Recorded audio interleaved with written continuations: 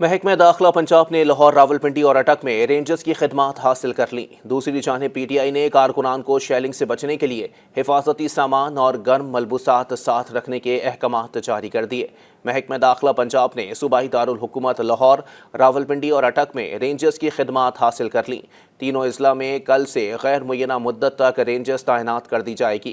ترجمان محکمہ داخلہ پنجاب کے مطابق راولپنڈی اور اٹک میں رینجرز کے دو ونگز کی خدمات طلب کی گئی ہیں، جبکہ جہلم میں رینجرز کی ایک کمپنی تعینات کرنے کی بھی سفارش کی گئی ہے۔ راولپنڈی اور اٹک میں رینجرز جمعہ 22 نومبر سے غیر معینہ مدت کے لیے تعینات ہوگی۔ جہلم میں 22 سے 27 نومبر تک رینجرز تعینات کرنے کی سفارش کی گئی ہے۔ محکمہ داخلہ پنجاب کے مطابق راولپنڈی، اٹک اور جہلم میں رینجرز کی تعیناتی کا فیصلہ ضلعی انتظامیہ کی سفارش پر کیا گیا ہے۔ محکمہ داخلہ پنجاب نے رینجرز کی خدمات کے لیے وفاقی وزارت داخلہ کو باضابطہ درخواست بھجوا دی ہے۔ دوسری جانب پاکستان تحریک انصاف کی قیادت نے 24 نومبر کے احتجاج کے لیے کارکنوں کو خصوصی ہدایات جاری کر دیں۔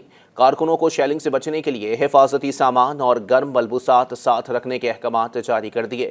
پی ٹی آئی ذرائع کے مطابق پی ٹی آئی قیادت نے کارکنوں کو ہنگامی صورتحال سے نمٹنے کے لیے ضروری سامان ساتھ لانے کی ہدایت کی ہے۔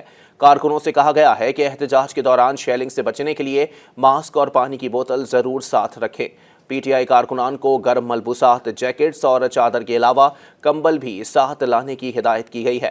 پارٹی کی جانب سے جاری ہدایت میں کہا گیا ہے کہ کارکن بیگ، کپڑے اور دیگر روزمرہ استعمال کی اشیاء ضرور ساتھ لائیں۔ رات گزارنے کے لیے مقامی رہنماؤں کو ٹینٹ فراہم کرنے کی ہدایت بھی کی گئی ہے۔